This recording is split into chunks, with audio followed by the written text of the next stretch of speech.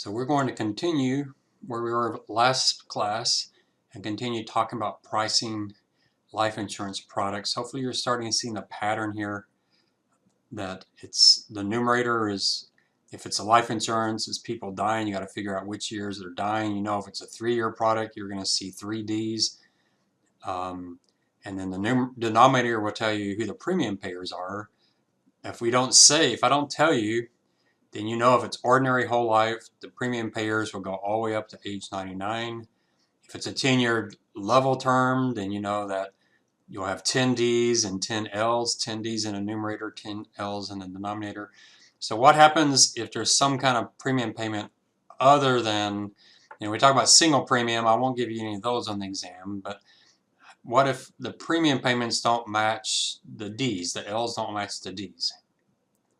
So we'll come back to this file we've been doing, and our next problem, remember last problem we did was an ordinary whole life policy. So we want to do an ordinary whole life policy again, but this time we're going to do a limit pay. Now remember, if it says ordinary, you can't come up and ask me, well, how many premium payments are there? The word ordinary means you go to age 99 on the Ls. You should have, I won't give you an ordinary life issue at age 50 because then you have to do L50, 51, L52, L53, all the way up to L99.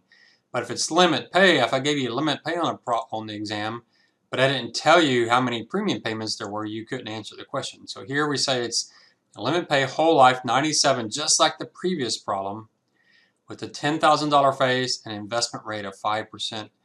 And the premiums are paid only the first 2 years. Again, this is a crazy product, but just because I don't want you have to do many years. If you understand how to do an issue age at 97, I'm assuming you can also do an issue age at 50 or 30 or 40.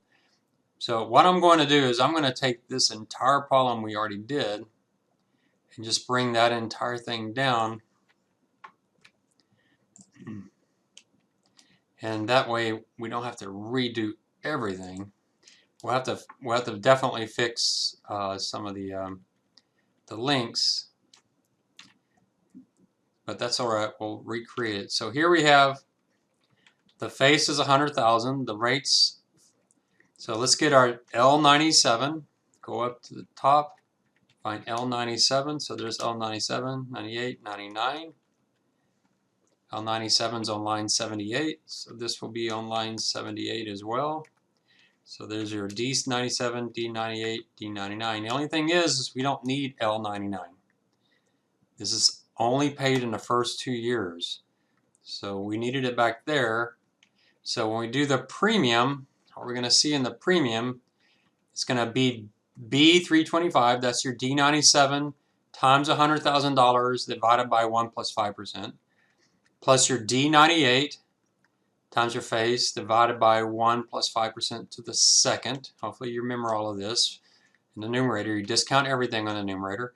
Plus D327, that's the D99s times the face divided by 1 plus the rate to the third power. The numerator is exactly the same. So what changes? Well, we've got D322. Remember, we don't discount that because that premium is paid today. B323, that's your L98s, your L97s, your L98s. We have to discount that one because that cash flow comes a year from now. We don't have to take this out, but we will because it's a 0, so I got rid of it. We don't need L99 because it's a limit pay policy. So when I hit enter, there's your premium. And so you look at this, very interesting. The premium was $55,000. Now the premium is $61,000. So if you think about the people dying at age 99, if you think you got a good chance of making it to age 99, you might want to actually do this type of policy. Why? Because if you die in your 99th year, you're going to pay 3 premiums totaling $167,000. Here, you only pay 2 premiums. You're still worse off. You paid $123,000, but you got a lot more people paying the premium. There's 301 people paying the extra $10,000, and that makes a huge difference. So the premium is higher, but it's higher on an annual basis, but you only pay 2 of them. So in total, the premium's actually lower if you live all 3 years and die at the very end of the third one. So when we do the math, it should look exactly the same. So let's see if we're referring to the right cells here. So we collect the premium, the 626 times the premium, so that actually works. But portfolio matures, that works. We collect the next premium, the L98s times the premiums. We pay our claims, D97 times 100,000. That tells us how much we have left. The beginning portfolio that is a 5% higher because we invested the premiums. Plus we collect the premium minus we pay the payment. That should look familiar from the last class. Comes forward. And so how many premiums we had? There's a premium there. There's a premium here. And here there is no premium. Because it's the third year, it only pays premiums the first 2 years. So you look at that, there's 2 premiums. Because there's 2 premiums, that's all we're going to get. Then they'll pay the death benefit for that. That's at time 0 and time 1 you get premiums. At time 1 and time, oops, sorry, I hit the wrong color here. So I just want to show the premium payments. So 2 premium payments, but our death benefits, we have 3 death benefits. 1, 2, and 3 death benefits. So 2 premium payments and 3 death benefits. So premium payments at time 0 and time 1, death benefits at 1, 2, and 3. And you can see at the very, very end, it balances out to 0. So it worked exactly like we expected it to. And so this problem is actually easier because you have one less thing you have to put into the problem. But I'd really find it's really interesting on the premiums. Now, if we did this same thing, limit pay for someone at age 50, it can make a big difference. If we had more time, I would give you some examples. You could certainly work your own. What if you did a policy issued at age 50, but one of them was for their entire life, so an ordinary whole life, but the other one was limit pay so that you stop paying premiums at age 65 when you retire, and see how much different the premiums are. And it's interesting there should be a pretty huge difference there. The limit pay should be much higher because there's a lot of people still alive at age 66, 67, 68 that pay those premiums. But anyway, it's an interesting scenario. All right, so there's our limit pay policy. I'll probably give you at least one limit pay product somewhere in there. All right, let's look at the next one.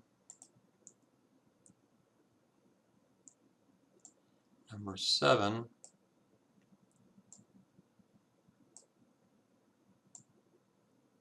Now this one's an extremely important one.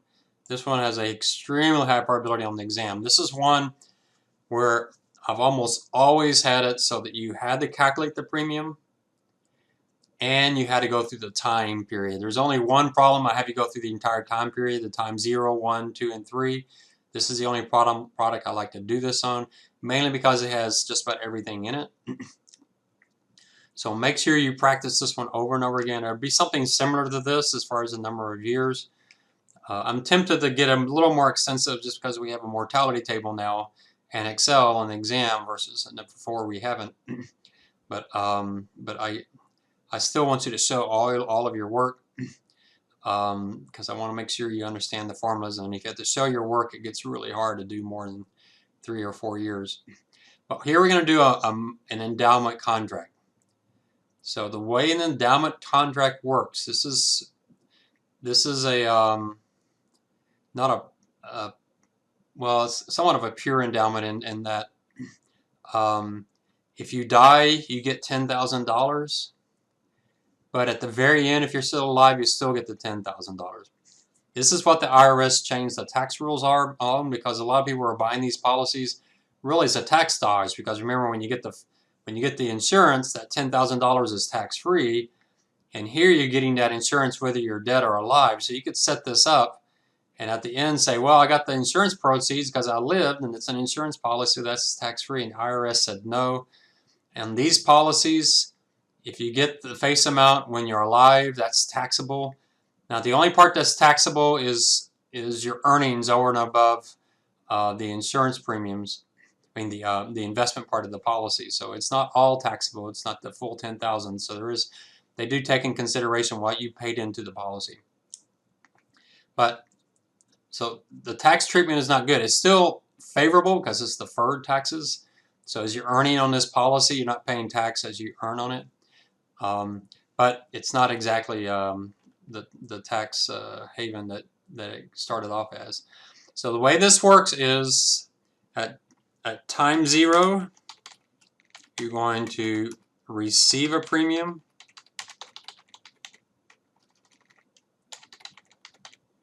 And you're going to invest it just like we did before. At time 1, you're going to have a maturing portfolio just like we had before. You're going to receive a premium again. This is a 10-year policy. Now you're going to pay death benefits. So that's time 1. Time 2, you're going to have a maturing portfolio. You're going to receive your third premium. This is a 3-year policy, so you get 3 premiums. See, it's a 3-year endowment policy. And you're going to pay death benefits. This is only a second death benefit.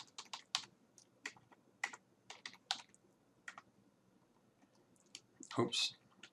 Sorry, time 2. This last one is, or is it the last one? Here's what we got to think about this. Time 3, we have a maturing portfolio. No premium to receive, right? We got our 3 premiums. So 1 premium, 2 premiums. It's a 3-year policy and doesn't say limit pay. Then you just assume 3 years means 3 L's, 3 premiums. How many death benefits have we made? So far we've made, oops, let me find a better color than that. 1, 2. So we still have 1 more death benefit to make. There's our 3 death benefits, but then we got to pay those alive. And when do we pay them? I mean, that's the interesting thing here. We don't pay them at time 4, we pay them at time 3. And so very, very, very critical here. And then you have your ending balance, which should be 0, right? So here's how this is going to lay out. We'll have to add a few more lines. Let me move this down. We're definitely going to use this because we're going to have to calculate through this. Let me move it down so it's out of our way. So what do we need here? So there's actually 2 ways you can do this math. So I had one actuary student actually do this on the exam, almost counted off for it because we hadn't talked about it in class. And then as I looked at it, I said, well, wait. What he did was exactly right. So let's look at this. This is a policy issued at age 50 for 3 years. So you have your D50s, your D51, your D52, and then whoever's alive. That has to be L53. All right, so here you have D50 times 10,000. You're going to divide it by 105 to the first because that's going to be paid at the end of the first year. D51 times 10,000 divided by 105 to the second because that's going to be paid at the end of the second year. D52 times 10,000 divided by 1.05 to the third, but the L53 is also to the third. And what he discovered is, he thought about it, what is D52 plus L53? What if you take the people alive at age 53 and add back all the people who died at age 52, and you'll end up with L52. So what he discovered is, instead of doing D52 and L53, you could just do L52 and just do it as one thing, and you'll get the exact same answer. You don't need to do that on exam. I actually think it's better that you don't do that because then you see how the product works. But yeah, he figured that out. I was very impressed that he figured that out. So we're going to do it longhand. And you look at the denominator, you have L50 to the 0. They'll pay that today. L51 and L52. So the endowment, just like everything else we've done, it says 3 years. So we have 3 Ds. And we have 3 L's in the denominator, 3 D's in the numerators, 3 L's in the denominator. The only thing is we have to add this L53 at the bottom, and you're going to raise it the same power as your last death payment. And you will make them as death payments and as people alive because of the tax rules, but otherwise you don't really care. So we need L50, we need L51, L52. I'm going to say we need L53, which is decided we really don't, because we could take D52 plus L53 and we could get it. But here's the numbers that we need. So let me go find L50 and copy those down. So there's our livers, and then D50. There's our dyers. And you see the formula up there, but it's just like every other formula that we've done. So we'll just do D50 times 100,000. Well, let me put that stuff in here. So the face is 10,000 and the rate is 5%. Just we make sure if we're plugging in the numbers, we have the risk that we're going to have a typo. So this will help prevent that. So prevent that. So D50 times $100,000 divided by 1 plus 5%. If you want to raise it to the first, you don't really need to because it's automatically raised to the first. Plus D51 times the face. D51 times the face. Okay, come on. Times the face divided by 1 plus the rate raised to the second power plus D. Yeah, I don't know why it's 367. I don't know why it's not showing it up. B367, B66, 67, 368 times 10,000 divided by 1 plus the rate raised to the third. Well, I obviously have some parentheses issues here. Let's see if we can figure out where they are.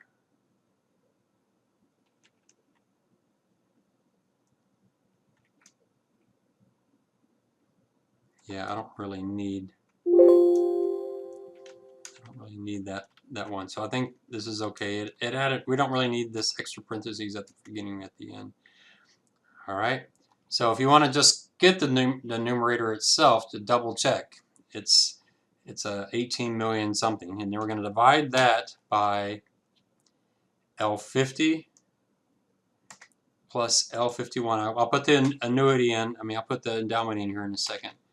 That one's going to be 1 plus 5% raised to the first plus L52 divided by 1 plus the rate raised to the second. So there's the premium if it were not a matured endowment or an endowment. So what we have to do is in the numerator we need to add one last thing, and that's the L53 times the face divided by 1 plus 5%. And here again the key is you raise it to the same thing as you did the last D. Raise it to the third, and that gives us the premium. That seems like an awfully high premium because you think about it, you're going to pay that 3 times. So you're going to pay $9,133. Everybody's going to get $10,000. So it sounds, and we'll check and see and make sure I don't make a parentheses problem. It looks about right to me. So everybody's going to pay $9,133, but everybody's also going to get $10,000. The only question is, when do they get the $10,000? They either get it at time 1, at time 2, or time 3. So you say, well, what does this mean for the people who get it in time 3? So you can take $10,000 divided by that premium and raise it to 1/3 minus 1. And you'll see they're still going to make a respectable return. They'll still make 3.07%. Now, the insurance company's investing at 5%, and there's not that many people dying, so paying the people who are dying doesn't really hurt your overall return that much. It goes from 5% a year to 3% a year. So it's an interesting policy. You can especially see this thinking it from a tax standpoint. If you convert all these earnings from the insurance company, almost all of them into tax-free earnings, that would be great. So there's the premium. So let's bring this stuff back up. So at time 0, hopefully you've got this down now. At time 0, you're going to take the L50s times the premiums. Then you're going to invest that. The portfolio is going to mature at whatever that premium was plus 5%.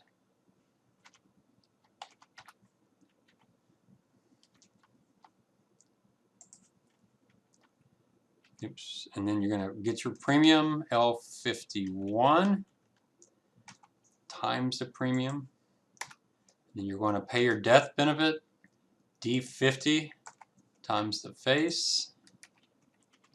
I'll do it as a minus sign this time just so we can see. No, I won't change that. I'll keep it the same. So your ending is going to be your portfolio maturing plus your premium minus your ending. You might say, well, this is getting to be a large amount of money. Well, it is, because at the very end, they're going to pay out money to 90,000 people. Right now, they're only paying out money to less than 1,000. So the portfolio is going to get massive. Remember, insurance companies like to be asset gatherers, so this would be a great asset gathering portfolio. So then we're going to take that ending value from the time before and raise it to 5%. We're going to get our next premium. What are we up to? So our premiums, we've got 1, 2, so this would be our third premium. This is the last one. So the L52, not 53, the L53s will not pay the premium. And then our death benefits will be, we're on the second death benefits, right? 1, 2, 3 death benefits. So we'll take D51 times the face. And then we'll just do the same thing. Look how large this balance is getting. It's getting massive. And then the portfolio matures. We take that times 1 plus 5%.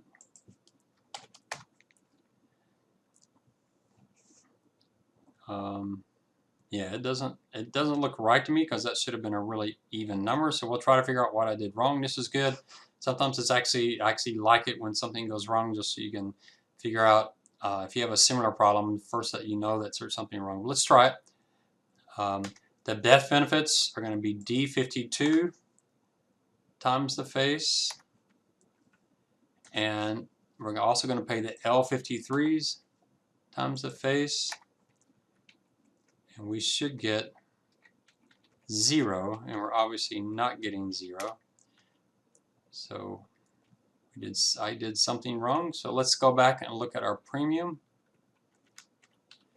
So B366 times $10,000 divided by 1. There it is right there. That should be raised. Well, it shouldn't matter. That one, I had the wrong one, but it shouldn't matter. It shouldn't change our premium at all because I multiplied by 1 rather than raising it to the first, which is the same thing. 367, this is how you go back and check. 362, D362 divided by 1 plus D363 to raise it a second. 368, that looks right. D52 times 362, that looks good, divided by 1 plus D363 divided by the third.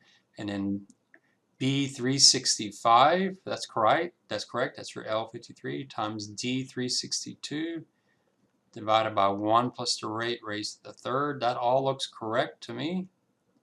And then B362, B663, B364, everything looks correct. Let's make sure we got our premium payers in there correctly.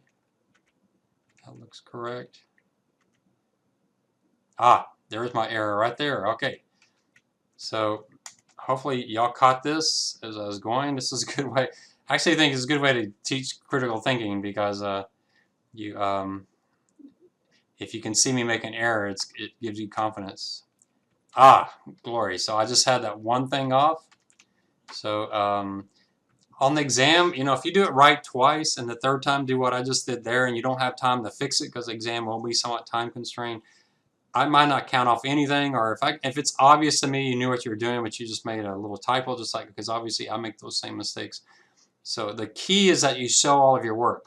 So if I see you taking L52 times a premium, but then you accidentally pull $10,000 instead of the premium where you used the premium before, I probably won't count off anything.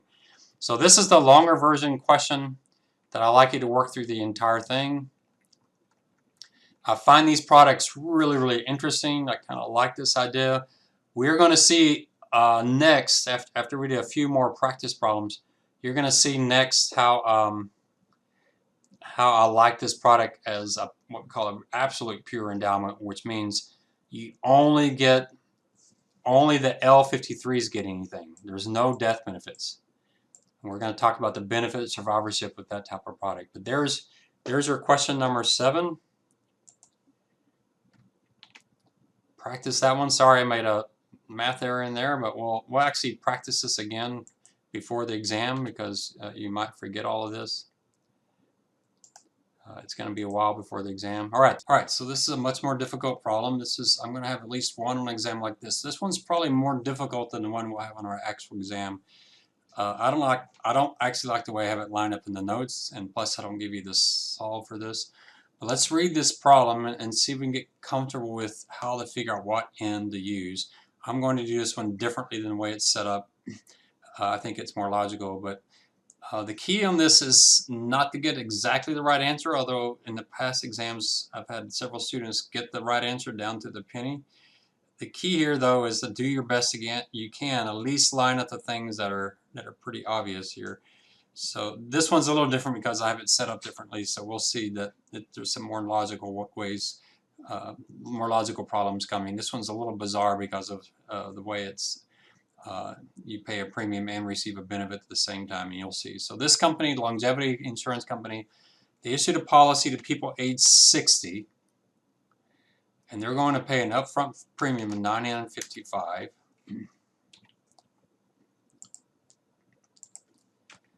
And then, starting at age 97, they're going to start paying money to whom? The people alive or people dead? Well, if you look at it, they're going to pay a premium at the beginning of the year for those still alive. And they'll do that for L97, L98, and L99. So 1.7 million beginning of the year. Remember, that's real important. This is the beginning of the year. So remember, when we subtract 97 versus 60, we'll just take 37. We won't add 1 because it's the beginning of the year. And charges an annual premium at the beginning of the year. So they're going to charge a premium to these people. They're going to pay them 1.7 million, but at the same time, they're going to subtract out the premium. They're only going to pay $49.55 up front, and then we're going to pay them essentially $5.1 million if they live to be 99. That'd be a pretty good investment. We're going to talk about this type of product because I really like this kind of product. Not the way it's set up here, but some other versions of it. You pay a little less than $5,000 and you end up getting $5.1 million if you make it to 99. That's pretty cool. So the question is, what is this premium they're going to pay? It's a fixed premium that they're going to pay. And so the way I want to set it up is I want to take this, let's look at it as of age 97. And if we were doing it as of age 97, we'd say, okay, well, what is the numerator here? Well, it's going to be L97 times the face at $1.7 million. And we don't need to divide by anything because we're going to pay it today. We're at age 97. And then L98 times the face. Here we'll actually divide that by 1.04 because our rate here is 4%, plus L99 times the face, the 1.7 million, divided by 1.04 to the second. So what does that equal? Let's figure that out. All right. So you take 1.7 million times, well, let me do it in order. Well, wait, let me go get my L's first. L60 is 83,000 people. L97, 626. So let's figure this number out. So we'll take L97 times $1.7 million plus L98 times $1.7 million divided by 1.04 plus L99 times $1.7 million divided by 1.04 raised to the second. So that means at age 97, we need to have $1,769,913,757.40. How much will we have? The portfolio at age 97 will be what? Well, we got the L60s, each paying us $49.55. We'll take that amount and we'll invest it at 4% for how many years? Again, because it's the beginning of the year, we just subtract. We don't have to add back one. So 97 minus 60 is 37. So if we take this premium, this 83,662 people times this premium, and we invest it at 1.04 for 37 years, we will have this much money. So what is the difference needed in premium from L97, L98, and L99? How much do we need from them? So the L97th we'll pay today. So we're going to take the difference. Let me take the question mark, because let's first figure out the difference. So we need to have 1,769,913,757.40. We're actually going to have 1,769,316,205. So we're actually $597,000 short, but we have 3 people paying us premiums, and we're doing this as of age 97 because that's what we're figuring out. So if we take that and divide it by our premium payers, y'all know that, we've done that many times, then you're just going to divide by L97 plus L98 divided by 1.04 plus L99 divided by 1.04 raised to the second. So if we take this difference and divide it by L97 plus L98 divided by 1.04 plus L99 divided by 1.04 to the second, we get the premium that we need, which is $573.95. Now, is there a way to put all of this into one big place? The entire formula, if you want to look at it, it's going to be the amount that we need. So let's just combine them all together. That'd be the easiest to do. So our numerator is that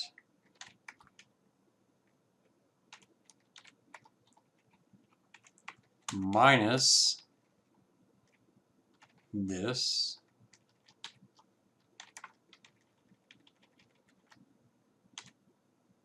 we're going to take all of that and divide it by our premium payers.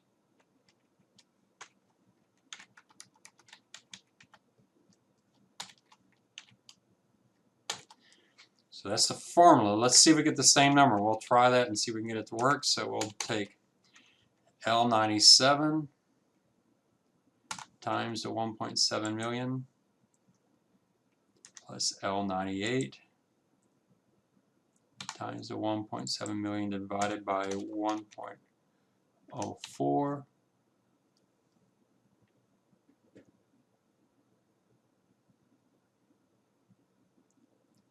plus L99 times the face divided by 1.04 to the second.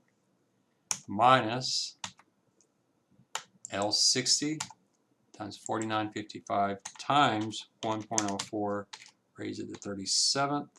Boy, I hope we get this right. We'll see. Take all of that. Boy, where are my parentheses? Why do I have so many parentheses? I fear that I've got some parentheses issues. So I don't need a parentheses there. So let me just double check. All right. Yep, that's right. And we're going to divide all of that by L97 times L98 divided by 1.04 plus L99 divided by 1.04 to the second, and hit enter, and there it is. So there's the formula. It's this right here. Now let's check it. You don't have to check it on the exam, but you should be able to check it if you have enough time. I'll give you a little bit more time on this problem. So we're starting at age 60, and we'll just add a year, and we'll go down to age 97, or 99, go down to age 99. And let's think about it. So we have a beginning portfolio,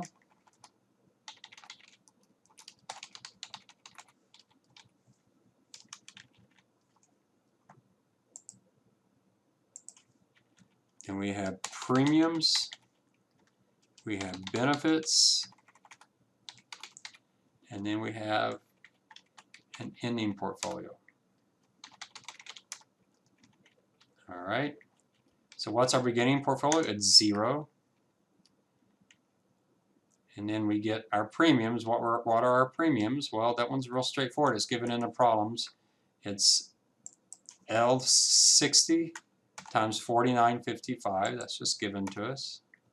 What benefits do we have? We're not paying any benefits until age 97. So what's my ending portfolio? Well, here the key is, when do we get these premiums?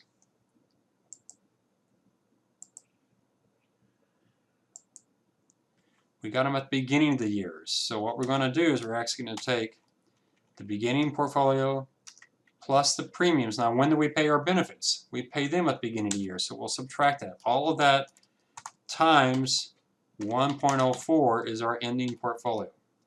Because we got, now, if these are death benefits at the end of the year, we would take the beginning portfolio plus the premiums and multiply that by 1.04, then subtract the benefits without adjusting. But since these are paid at the beginning of the year, so this is beginning of year, and these are beginning of the year. In which case, we're going to make or pay 4% on each one of those. So what's our portfolio there? Our beginning portfolio is our ending portfolio.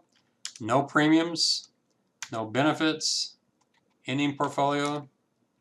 And so we'll just take this and copy it all the way down.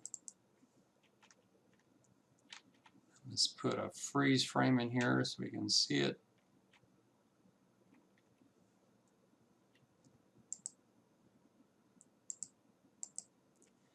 So we come down into what? Age 97. What happens at age 97? At age 97, we're going to pay, and I can't get to it. So let me unfreeze. So we can get the whole problem in there. Yeah, this is kind of the frustrating part of this.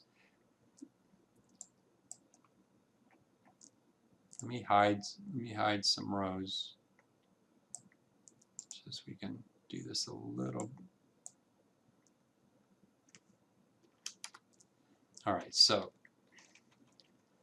let's freeze the frame again. So we'll come down here. So our benefit that we're going to pay is L97 times 1,700,000. So we're going to subtract that out. That 1,769,316, that should look familiar. So we pay that. Then we pay it to the L98s, and we pay it to the L99s. Oops, I did something wrong. Well, we still have one thing left.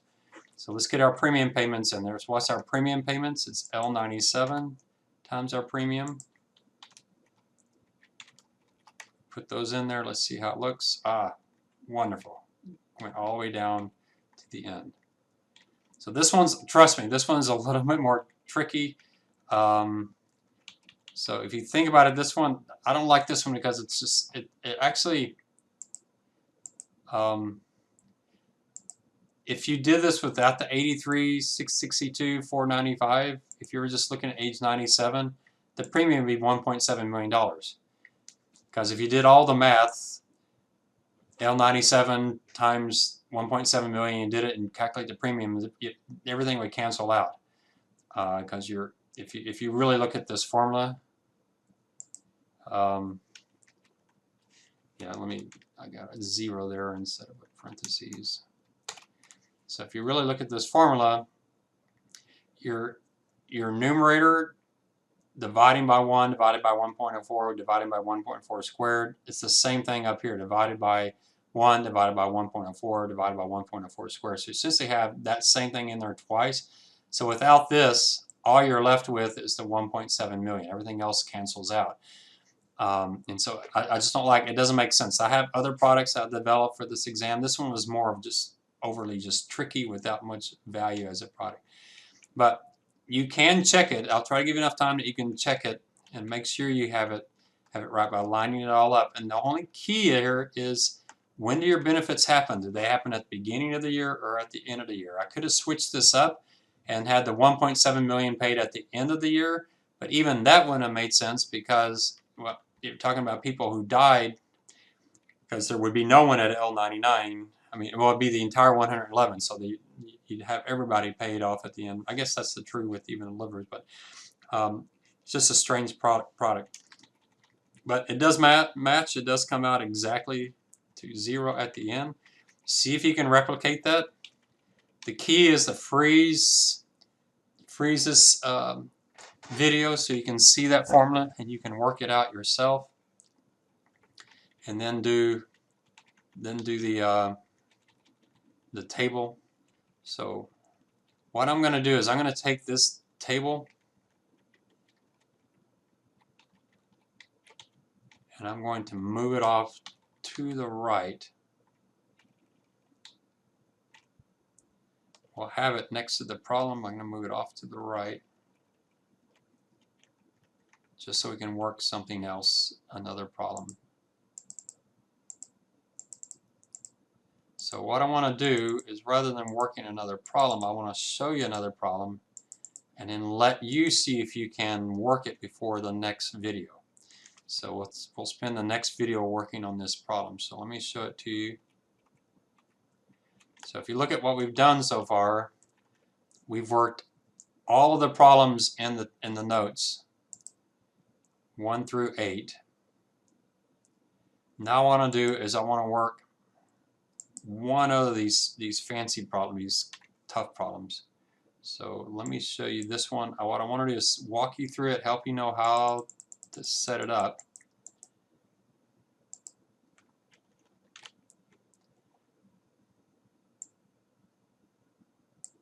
So let's just think about it. I mean, it's only a 5-minute question, so if you miss it, it's not going to destroy your exam. What frustrates me is when students don't put anything down. They just leave it blank, and you know enough not to leave it blank. But here's a life insurance company. They got a new product. It's issued at age 35, so there's an L35 who pay an upfront premium beginning at age 35. So they're going to pay a premium. We may not know what that premium is. That may be what we're calculating. And then pays $50,000 anyone alive at age 60. So then it's going to pay $50,000. That's a benefit. Alive at the beginning of age 50. That's important. Remember, you already know what the end's going to be, 60 versus 35. So you're just going to use 25 because it's the beginning of the year. And it pays back the original premium to the estates of anyone who has died between ages 35 and 60. So it's doing all of this at the age of 60. So age of 60 is paying $50,000 to the livers. And this is premium 35. It pays back premium 35 to the dyers. I don't know how to spell dyers, but the dyers. That sounds like someone who dyes clothes that we're talking about. But L60 is going to get all of this. L35s are going to pay the premium 35. L60s, those living get $50,000. Those that die get their premium at age 35 back. All right. It pays another $5 million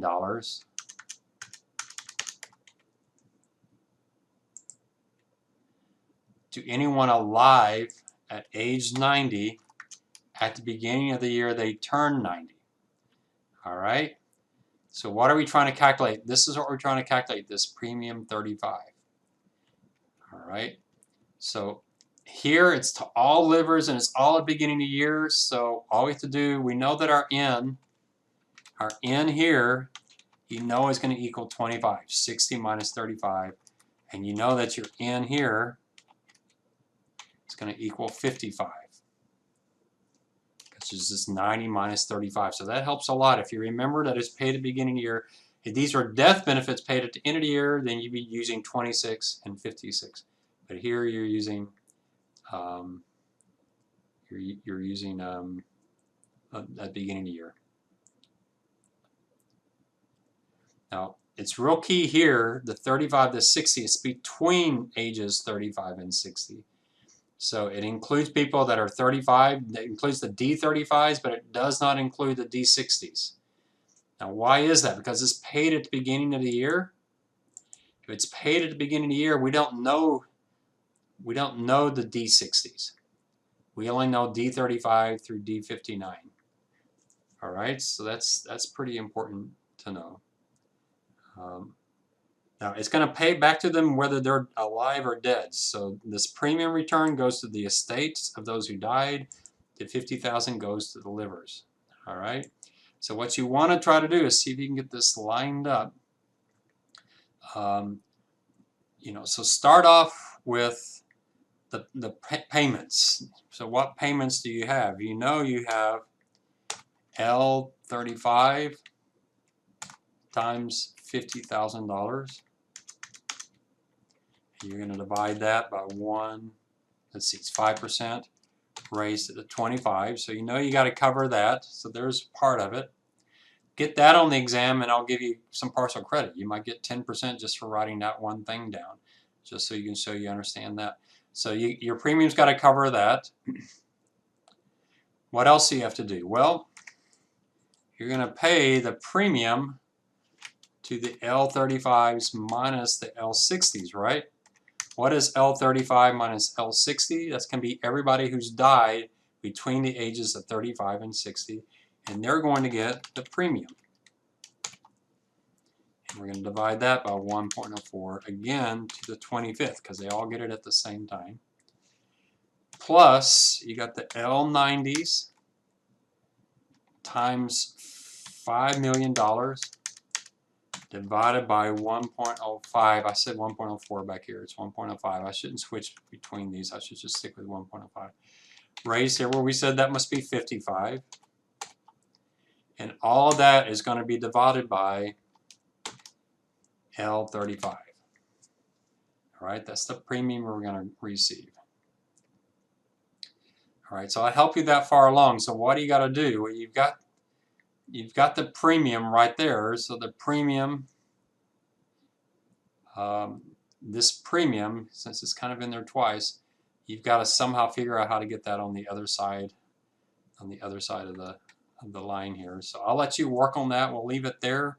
I'll let you kind of work on that, and then next video we'll work through this problem. Do your best. I strongly recommend you set up the table with all the years once you get your dollar and see if you can get it to tie out exactly. All right, so that's it for today.